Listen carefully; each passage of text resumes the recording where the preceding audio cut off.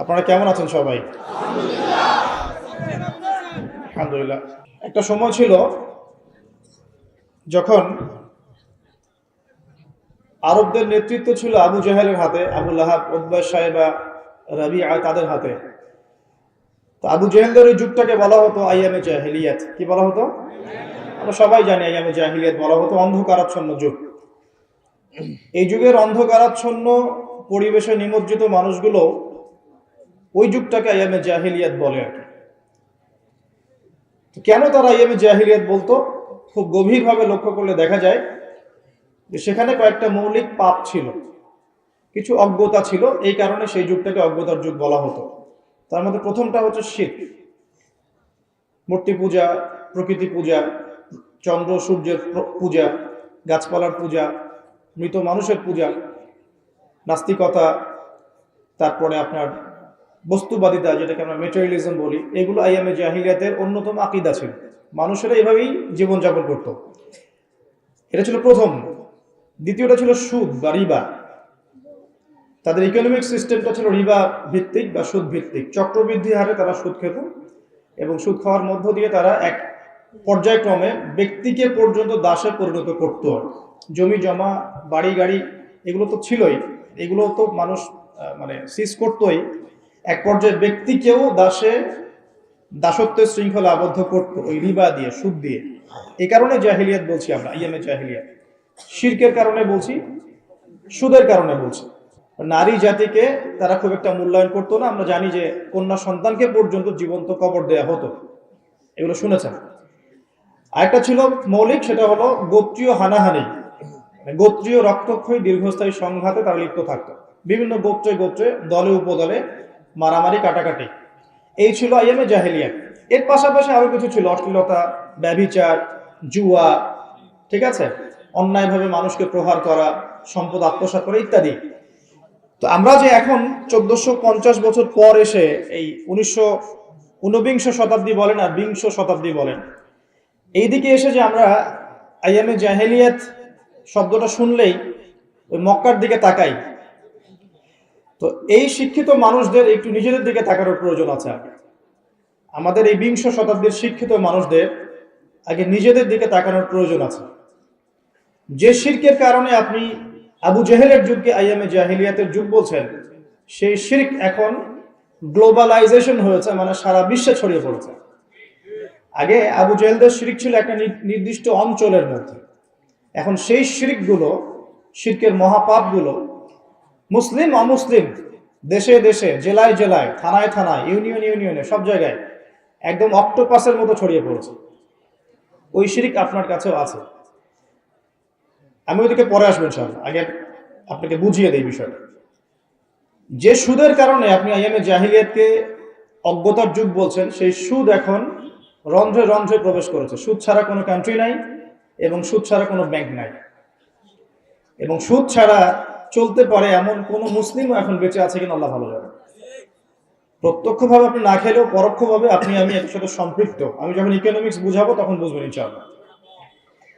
সুদ আছে এবং এটা গ্লোবালাইজেশন হয়েছে, সারা বিশ্বে ছড়িয়ে পড়েছে। যে নারীর অবমাননার কারণে আপনি আইয়ামে জাহিলিয়াতকে জাহিলিয়াতের যুগ বলছেন, সেই নারীর অবমাননা এখন মুসলিম অমুসলিম সকলের ঘরে ঘরে প্রবেশ করেছে, করে নাই? আচ্ছা। আর যে গোত্রীয় দ্বন্দ্বের কারণে আপনি আইয়ামে জাহিলিয়াতকে বলছেন তারা বর্বর ছিল, নোংরা, হিংস্র ছিল ইত্যাদি, সেই গোত্রীয় দ্বন্দ্ব এখন ধর্মতাত্ত্বিক দ্বন্দ্ব এবং পলিটিক্যাল দ্বন্দ্বের রূপ নিয়েছে। আমার কথাগুলো কি বোঝা যায়? আচ্ছা, শিক্ষিত মানুষ যারা আছেন তারা হয়তো ইশারা বুঝতে পারবে না, সবকিছু তার খোলামেলা বলা যায় না, বলা যায়? আচ্ছা, আর যারা সমাজদার তাদের জন্য ইশারাই যথেষ্ট। তো যে কথাটা বলছিলাম প্রিয় ভাইরা, যে মৌলিক কারণগুলোর কারণে আপনি আইয়ামে জাহিলিয়াতকে দেখে ছি করছেন, ছি কেমন যুগ ছিল, বর্বর, নোংরা, মধ্যযুগীয় ইত্যাদি, সেই প্রত্যেকটা পাপ বা প্রত্যেকটা জাহিলিয়াত বর্তমান বিশ্বে পুরো গ্লোবালাইজেশন, মানে বিশ্বের আনাচে কানাচে এগুলো ছড়িয়ে পড়েছে। একই জিনিস, যে শিরক আবু জেহেলরা করতো, সেম শিরক আমরাও করছি, করছেন না?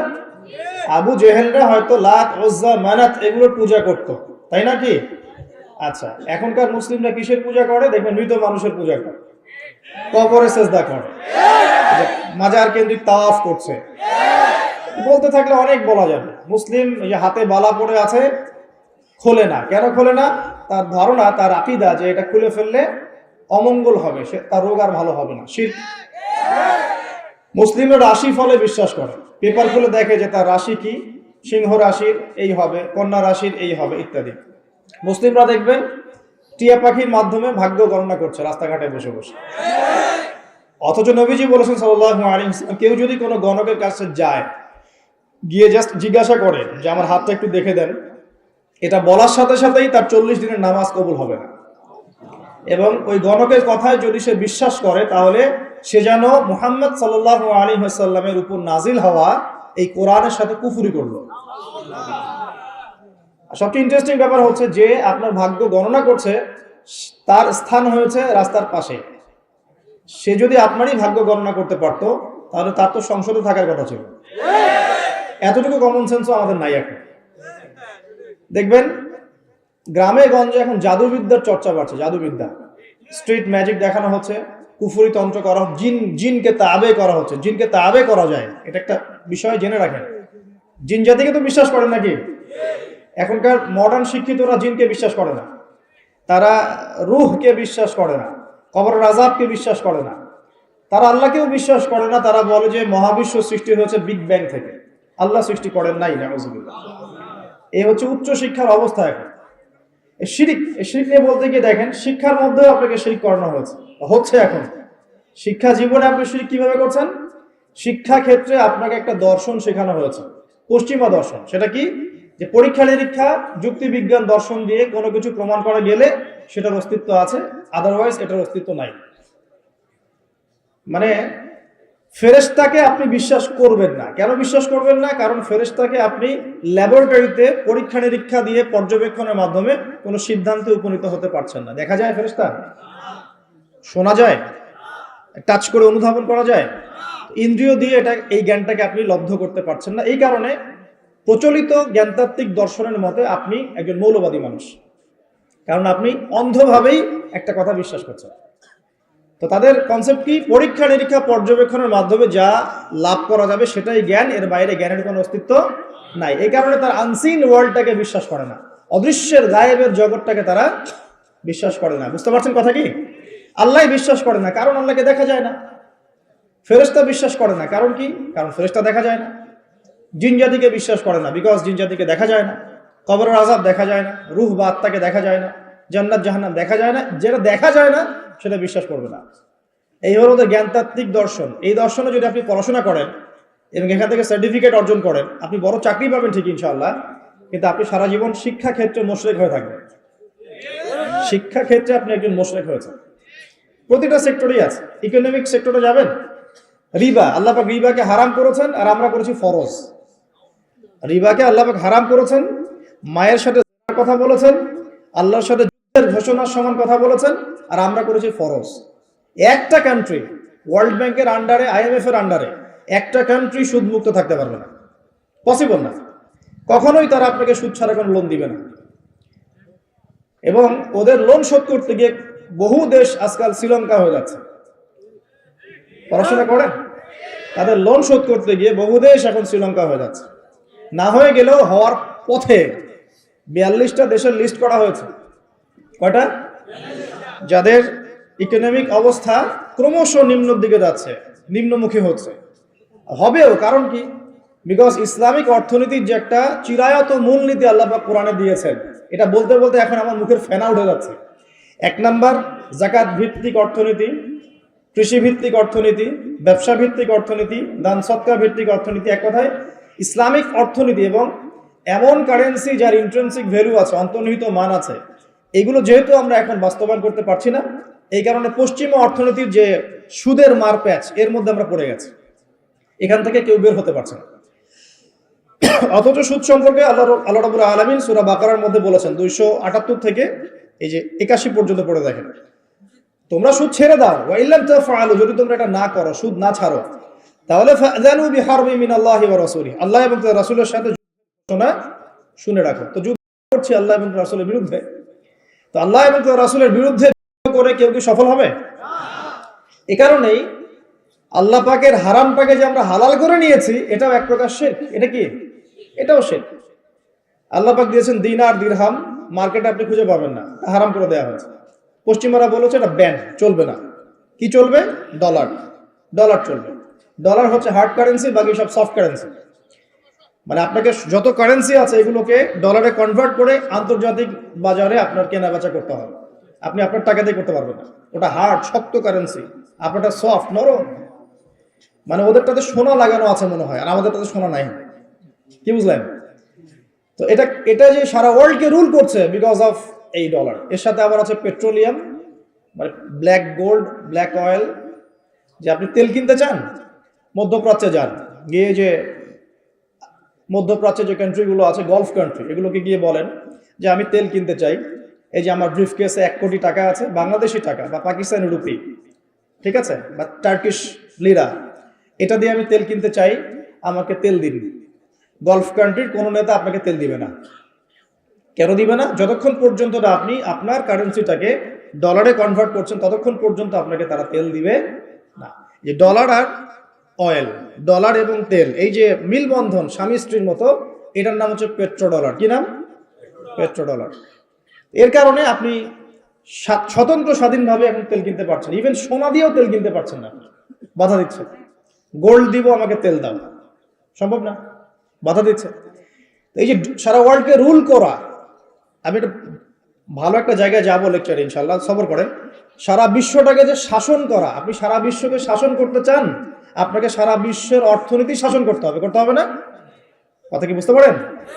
যখন আমরা বিশ্বটাকে শাসন করেছি, আর দীর্ঘদিন আমরা বিশ্ব শাসন করেছি, হাজার বছর, হাজার বছরের বেশি, প্রায় 1200-1300 বছর আমরা কি করেছি?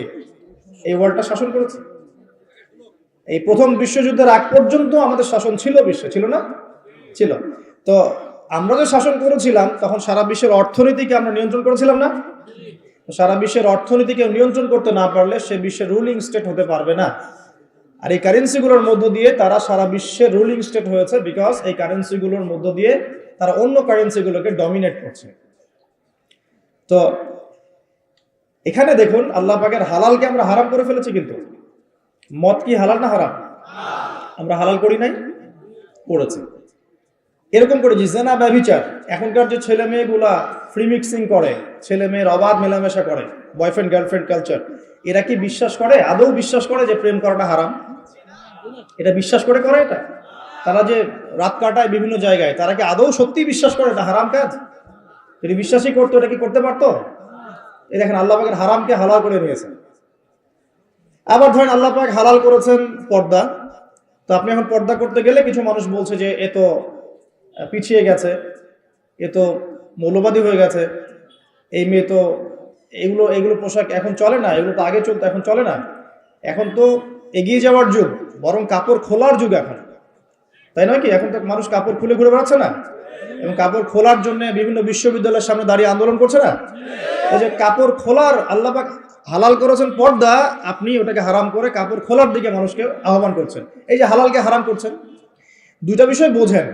আপনি মদ খাচ্ছেন, জেনে খাচ্ছেন যে এটা হারাম, বুঝতে পারছেন কথা?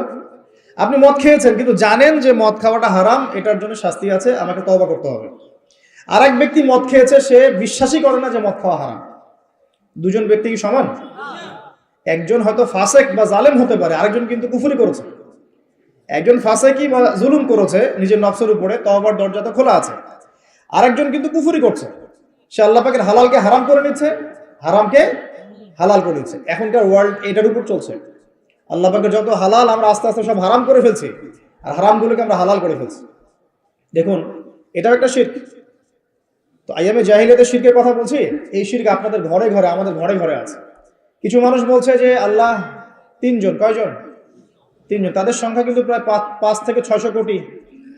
5 থেকে 600 কোটি মানুষ পৃথিবীতে বলছে যে আল্লাহর সন্তান আছে। নাউজুবিল্লাহ। কত কোটি?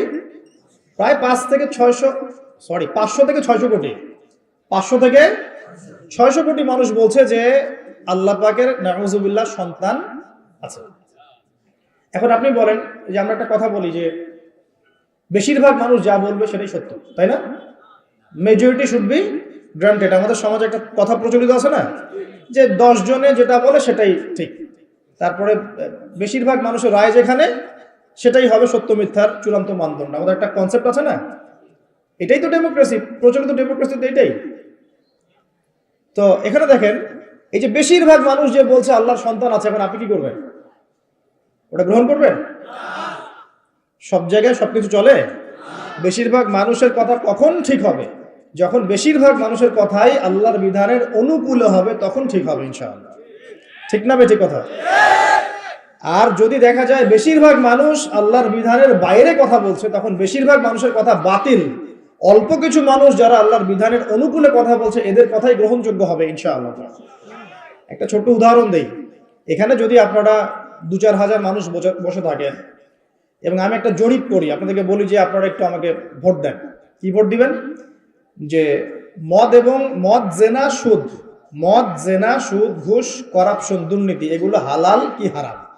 এখন আপনারা ভোটাভুটি বলার দরকার নেই, ভোটাভুটি করবেন, সিল মারবেন। তো দেখা গেল যে ব্যালট কাউন্ট করে দেখা গেল যে ম্যাক্সিমাম লোক বলেছেন এটা হালাল।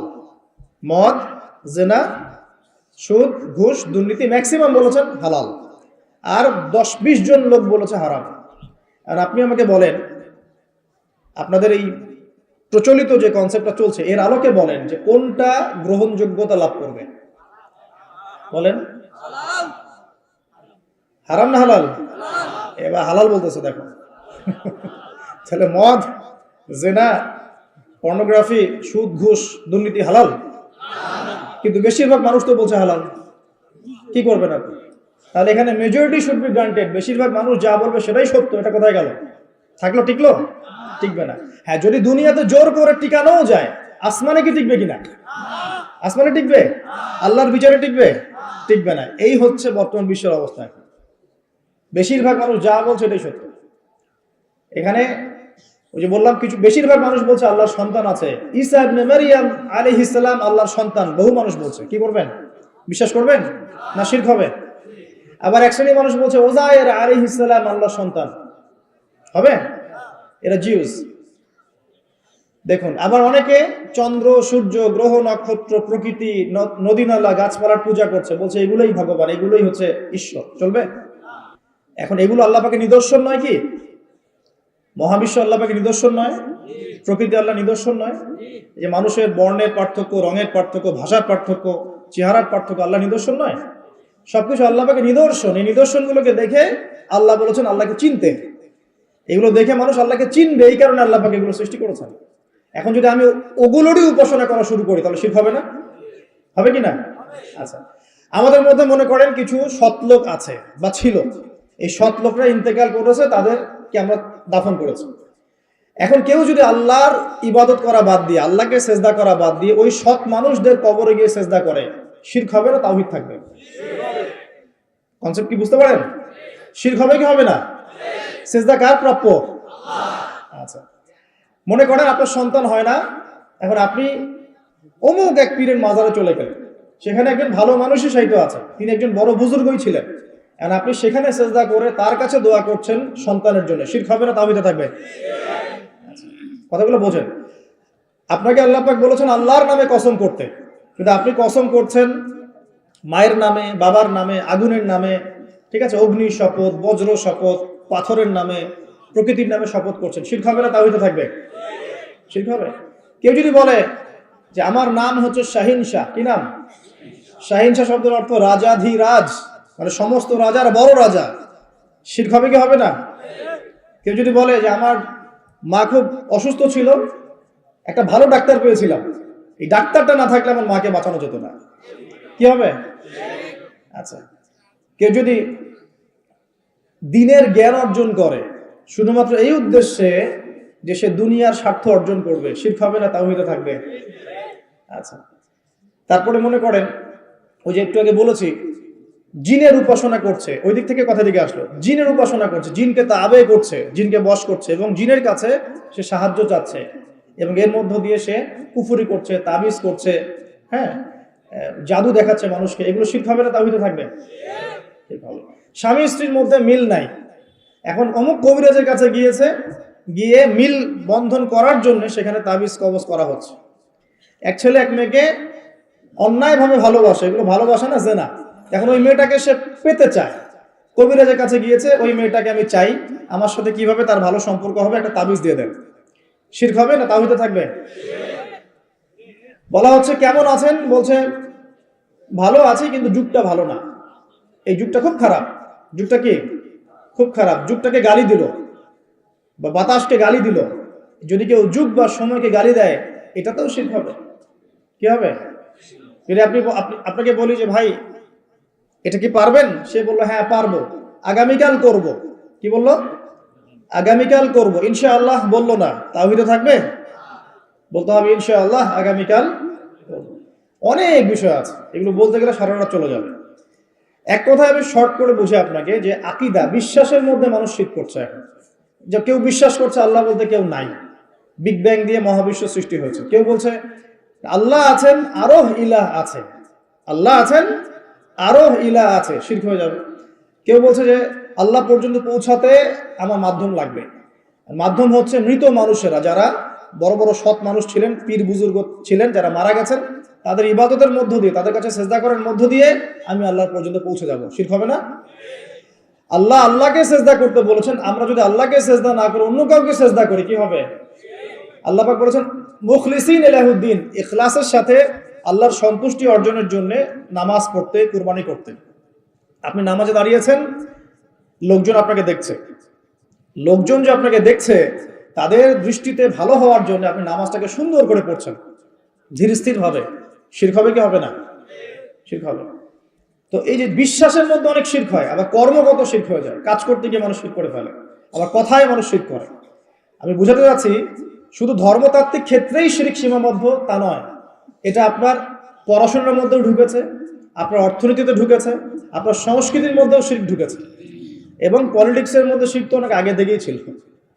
এই সব কিছু মিলিয়ে এখনকার বিশ্বের শিরকটাকে গ্লোবালাইজেশন করা হয়েছে, মানে সারা বিশ্বে ছড়িয়ে দেওয়া হয়েছে। এখন শিরকের যে স্কেল, আবু জাহেল আবু লাহাবদের যে শিরকের স্কেল ছিল, সেটা যদি এতটুকু হয়, এখনকার শিরকের স্কেল এত বড়। এখন বলেন কে জাহিলিয়াতের মধ্যে আছে? ওরাই কি শুধু আইয়ামে জাহিলিয়াতে ছিল না? আমরাও আছি। ওদের প্রবলেম ছিল রিবা। এখন এই রিবা বা সুদ সারা বিশ্বে ছড়িয়ে পড়েছে কি পড়ে নাই? সুদ খান না আপনি? খান, না হলে দেন, না হলে সাক্ষী থাকেন, না হলে লিখে রাখেন, কিছু একটা তো করেন। এই যে নবী সাল্লাল্লাহু আলাইহি ওয়াসাল্লাম বলেছেন আলামাতুস সাআ, কিয়ামতের অন্যতম একটা নিদর্শন হচ্ছে ওয়া আনতারাল হুফাতাল উরাতাল আলাতা রিয়াশাই ইয়াতাতাওয়ালুনা ফিল বুনিয়ান। কিয়ামতের অন্যতম নিদর্শন হচ্ছে সমাজের সবচেয়ে নিম্ন শ্রেণীর মানুষ, রাখাল শ্রেণীর মানুষ, রাখাল রাখাল পায়ে স্যান্ডেল নাই, গায়ে জামা নাই, এইরকম শ্রেণীর মানুষ উঁচু উঁচু বিল্ডিং নির্মাণের প্রতিযোগিতা করবে। কি করবে? প্রতিযোগিতা করবে। দেখেন একটু বুঝাই, ওই সময় কিন্তু রোমানদের বিল্ডিং ছিল, পারস্যের বিল্ডিং ছিল, চাইনিজ সভ্যতা ছিল, অনেক সভ্যতা তখনও ছিল। নবীজি বলেন নাই যে ধনীরা প্রতিযোগিতা করবে, নবীজি বলছেন গরিব রাখাল শ্রেণীর মানুষরা বিল্ডিং নির্মাণের প্রতিযোগিতা যখন করবে, তখন কিয়ামত হবে। এটা কিয়ামতের সাইন, নিদর্শন। আমাকে উত্তর দেন, কিভাবে একজন গরিব মানুষ যার স্যান্ডেল কেনার টাকা নেই, সে কিভাবে উঁচু বিল্ডিং করতে পারে? How is this possible? কিভাবে সম্ভব? দুইটা ওয়ে আছে, এক রিবা, যান লোন নেন বিল্ডিং করেন, ব্যাস। আর কি? করাপশন, অন্যের সম্পদ আত্মসাৎ করেন, আপনি এটা করতে পারবেন। আমানতের খেয়ানত করেন, সত্যকে মিথ্যা বানান, মিথ্যাকে সত্য বানান, সুদ খান, ঘুষ খান, দুর্নীতি করেন, আপনি এটা করতে পারবেন। তো দেখুন, তাহলে এটা সারা ওয়ার্ল্ডে ছড়িয়ে পড়েছে কি পড়ে নাই? আমরা সবাই কম বেশি রিবার সাথে সম্পৃক্ত আছি। এবং মাদকের কথা বলেছি, সারা বিশ্বে ছড়ায় নাই। আমাদের ইয়াং জেনারেশনের দিকে তাকিয়ে দেখেন, আমাদের ইয়াং জেনারেশনের দিকে তাকিয়ে দেখেন, তারা কি মাদকের সাথে সম্পৃক্ত নন? সিগারেট খায় না এমন যুবক কয়জন আছে এখানে? মাশাআল্লাহ, ঠিক আছে, আপনার আল্লাহ পাক কবুল করুন। আমি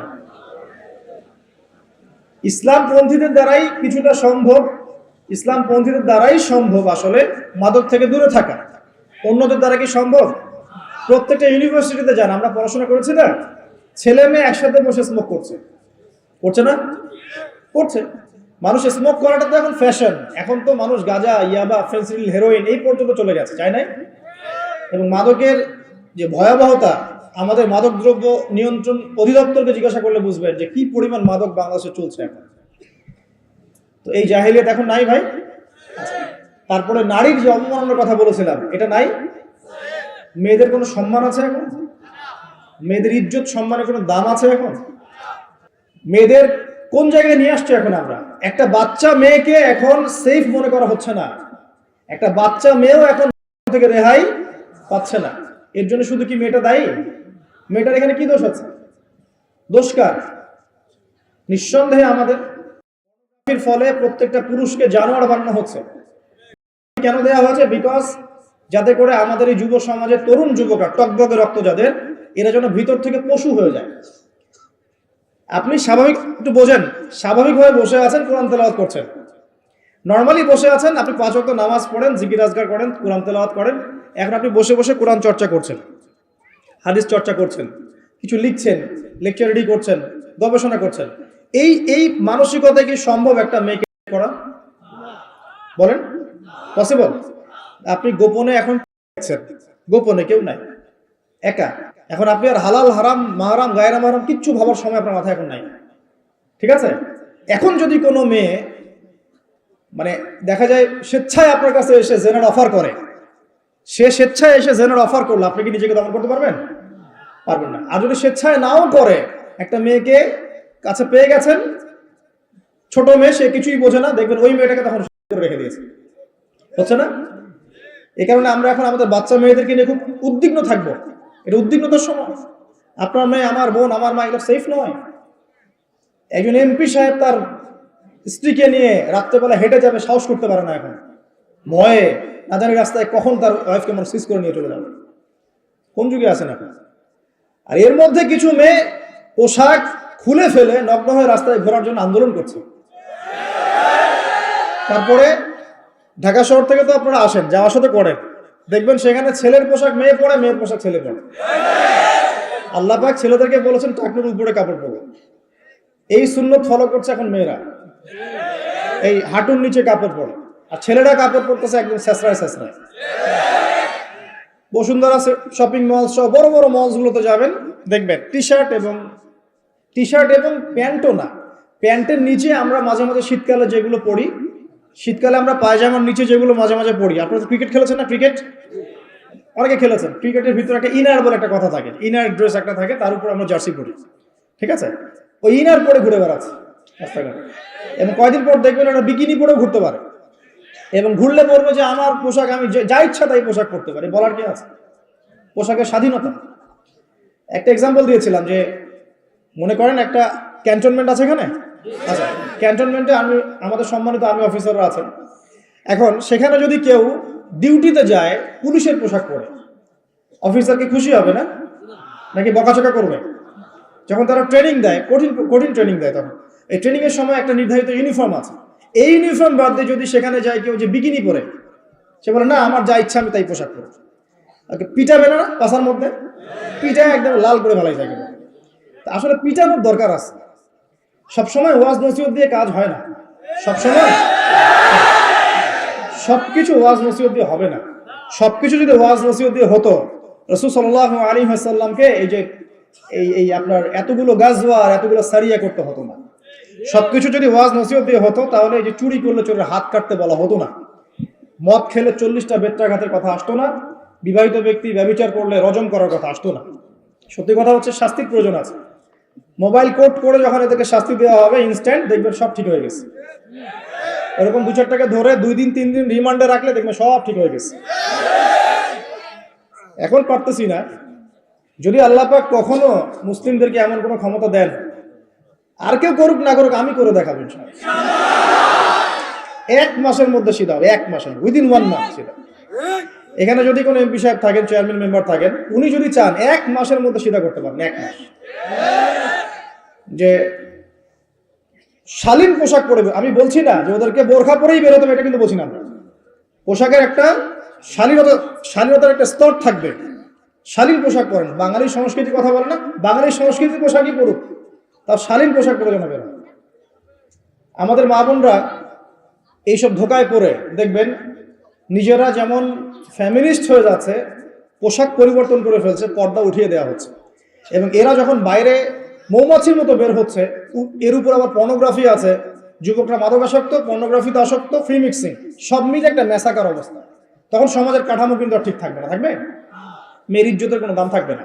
তো আমি একটা পয়েন্ট থেকে এখানে এসেছি, দেখেন আইয়ামে জাহিলিয়াতের ওই যে নোংরামি, বেহায়াপনা, জেনা, নারীর অবমাননা, এটা কি এখন নাই? আইয়ামে জাহিলিয়াতে কি পর্নোগ্রাফি ছিল?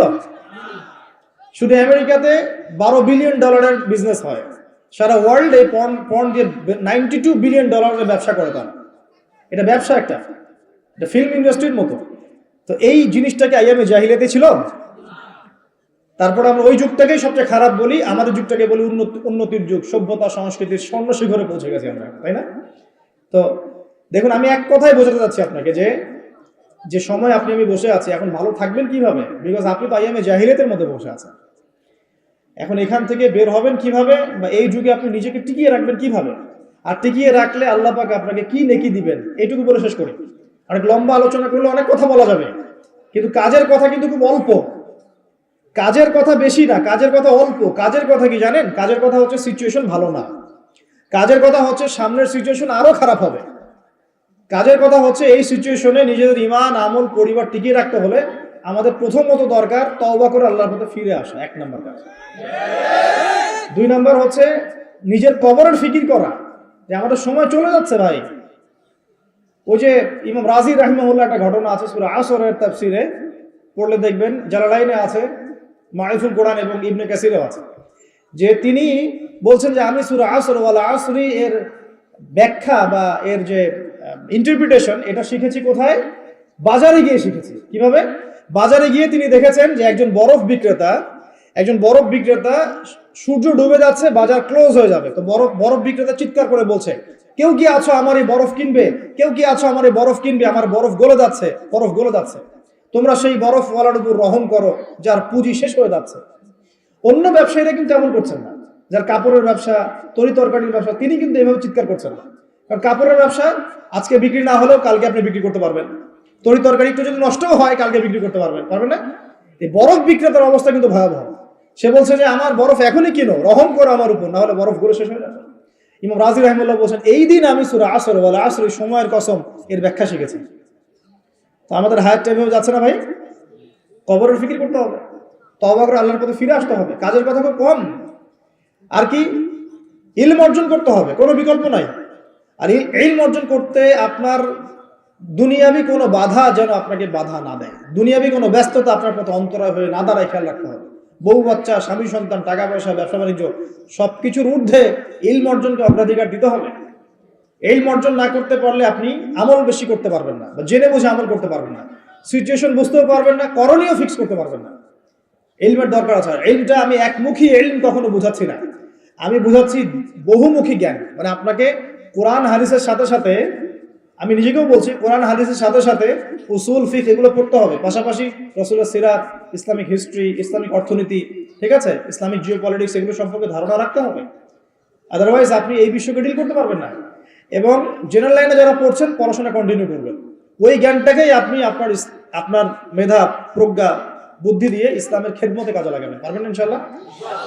নিয়তটা পরিবর্তন করলে একজন রাজনৈতিক নেতা হোক, অর্থনৈতিক নেতা হোক, আর সমাজ নেতা হোক, আর পরিবারের নেতা হোক, যেই হোক না কেন, সে দিনের খেদমত করতে পারবে ইনশাআল্লাহ। নিয়ত পরিবর্তন করতে হবে।